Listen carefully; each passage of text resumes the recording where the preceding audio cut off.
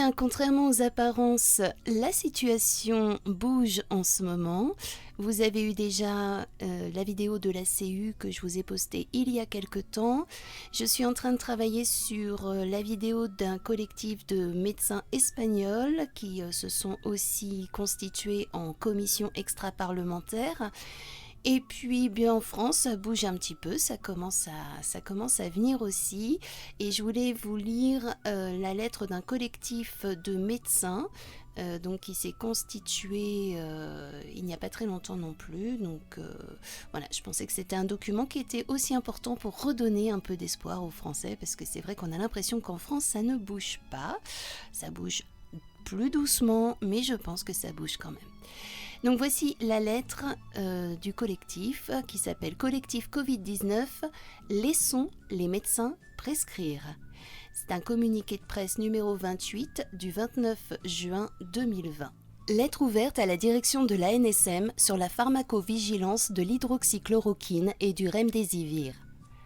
Après plusieurs requêtes, des données de pharmacovigilance de l'hydroxychloroquine de 2017 à 2019 émanant de l'ANSM ont été transmises début avril au Dr Martine Vonner en sa qualité de députée du Bas-Rhin qui doit faire prévaloir les intérêts publics dont elle a la responsabilité. 3 987 854 boîtes de plaquenil, soit d'hydroxychloroquine, ont été vendues. 312 dossiers de pharmacovigilance ont été ouverts dans lesquels on recense 21 déclarations d'effets indésirables cardiovasculaires, soit 6,7%.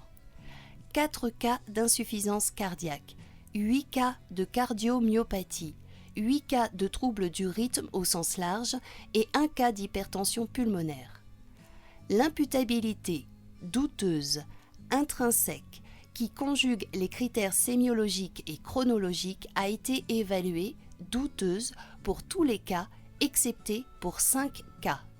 2 cas évalués, imputabilité plausible, et 3 cas, imputabilité vraisemblable. Un décès a été évalué, douteux. L'imputabilité de l'autre n'a pas été évaluée. Rapportées au volume des prescriptions, ces données de pharmacovigilance n'expliquent pas les récentes restrictions de prescription imposées par la Direction générale de la santé. Dans un second temps, le Dr Vonner a sollicité la direction de l'ANSM pour obtenir les données de pharmacovigilance 2020 de la molécule. À ce jour, aucune réponse n'a été donnée par la direction de l'ANSM. À un moment où l'Agence européenne du médicament est en train de donner un blanc-seing au remdesivir dans le traitement de la Covid, dont les événements indésirables sont sans commune mesure avec ceux de l'hydroxychloroquine, il devient urgent que l'État français 1.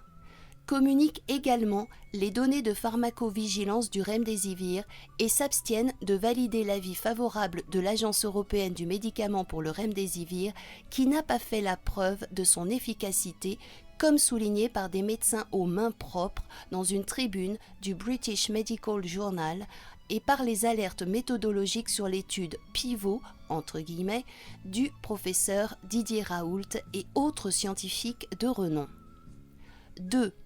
Clarifie les restrictions opposées à l'hydroxychloroquine, ce d'autant plus qu'une nouvelle étude confirme l'intérêt de l'association hydroxychloroquine-azithromycine dans la prise en charge des patients atteints de Covid-19.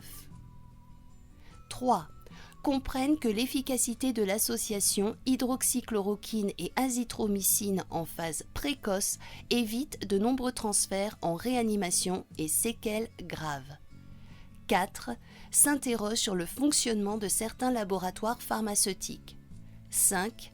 Enquête sur les conflits d'intérêts des scientifiques qui l'ont conseillé, en particulier vis-à-vis du laboratoire Gilead qui fabrique le remdesivir. Nous demandons à la direction de l'ANSM de répondre et de fournir les données de pharmacovigilance 2020 de l'hydroxychloroquine et du remdesivir pour une transparence totale. le collectif de médecins #Covid19-Laissons les médecins prescrire, après avoir réclamé la liberté d'autoprescription de l'hydroxychloroquine associée à l'azithromycine sous stricte surveillance médicale, dans le but de réaliser une étude observationnelle rigoureuse portant sur plusieurs milliers de médecins français infectés par le Covid, exige l'abrogation du décret numéro 2020-293 du 23 mars 2020, modifié par les décrets 2020-314 du 25 mars et 2020-337 du 26 mars 2020, portant atteinte à la liberté de prescription et réduisant les chances des citoyens dans le soin du Covid-19.